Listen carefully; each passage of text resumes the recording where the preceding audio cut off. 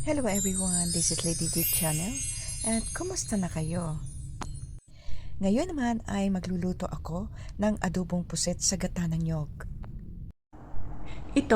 Tinta ito ng pusit, inihiwalay ko na at saka ko siya ihahalo kapag kumukulo na ang sabaw ng aking niluluto. Heto ang mga sangkap. Siyempre, ang gata ng niyog, kakanggata ito, wala siyang halo, purong-puro. At ang green chili, sibuyas, bawang, kamatis, luya. Siyempre, itong pusit ay aking binalatan na inalis ko ang balat niya at ibinabad ko naman, nilamas ko sa kalamansi para mawala ang kanyang lansa. Nakamarinate lang yan siya sa paminta, asin at saka sa kalamansi. Ang kanyang mga samian naman ay titimplahan ko na din ng asin, magic sarap at paminta bago ko ito gisahin sa konting patak ng mantika. Nang sa ganon ay malasang malasa. Sa pagluluto, kailangan talaga na maging creative ka at kailangan talagang samahan ng pagmamahal. Kaya lahat na lang ay gagawin para sumarap ang lasa ng iyong niluluto. Sa konting patak na mantika ay igigisa ko ang aking mga samya. Ang sibuyas, bawang, luya, kamatis at ang green chili na aking tinimplahan na as you can see. Igisa ito hanggang sa maging hot cook. Ayan. Pakiramdam ko pa lang ay ubod na ng sarap ng aking niluluto. Enjoy ako sa aking pagluluto kahit kuminsan sablay, pero as much as possible naman ay sinasarapan ko talaga ang aking luto.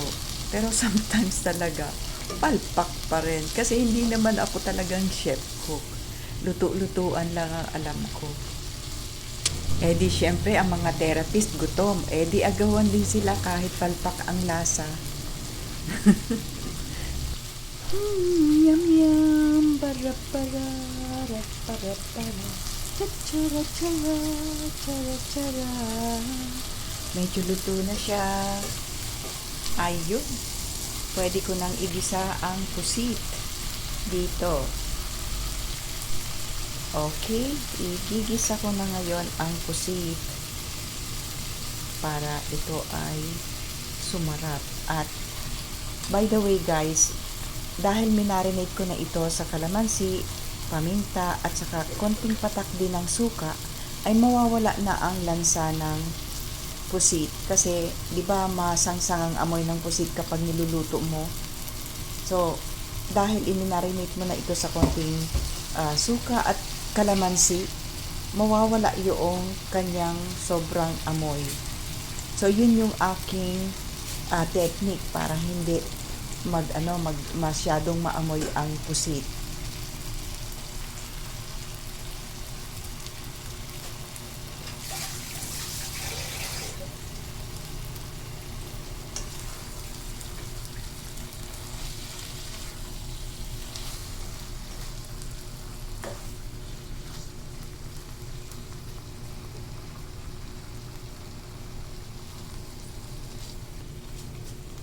Ito naman yung kanyang tinta, ang pasarap.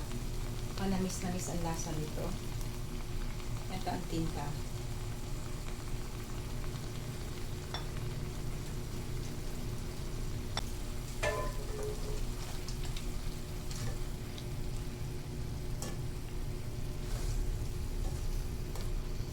Masarap kasi yung tinta ng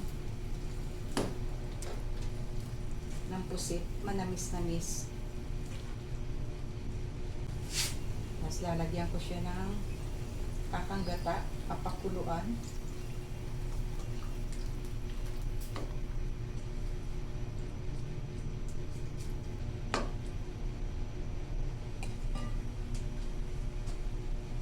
Dadagdagan ko ng konting asin. Dadagdagan ko rin ng konting paminta.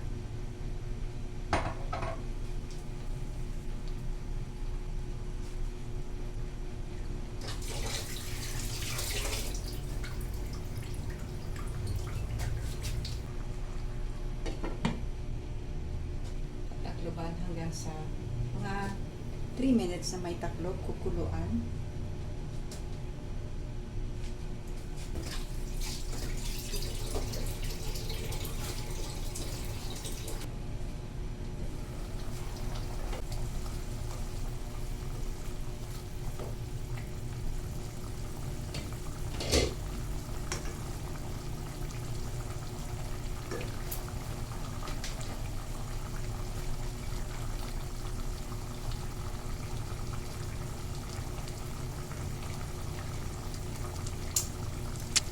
Lalagyan ko siya ng bay leaves.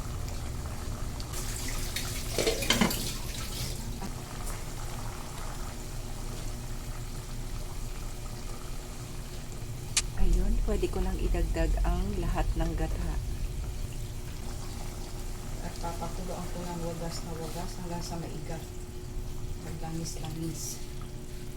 Ganyan lang siya, guys. How I love sili. At, ayan, papakuluan. Papakuluan ng mga 2 to 3 minutes at kapag naamoy na yung green chili ay pwede nang patayin ang apoy kasi kailangang hindi ito masobrahan ng luto. Ang pusit kasi kapag nasobrahan ng luto, ito ay kumukunat. Yes, luto na ang aking adobong pusit sa gata ng niyog. Napakasarap at ang bango-bango. Tingnan nyo guys, I hope nagustuhan nyo ang luto ko. Let's eat guys! Kain tayo!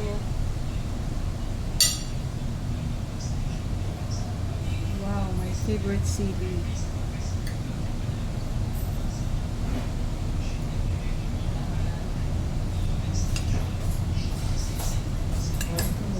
Sarap kumain.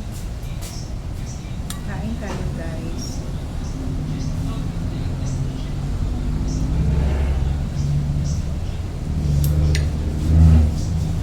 Ang pusit, parang kala mo dinuguan, pero masarap. Yung tinta ng pusit kasi ang nagpapalasa ng sobra. Manamis-namis kasi siya. Ang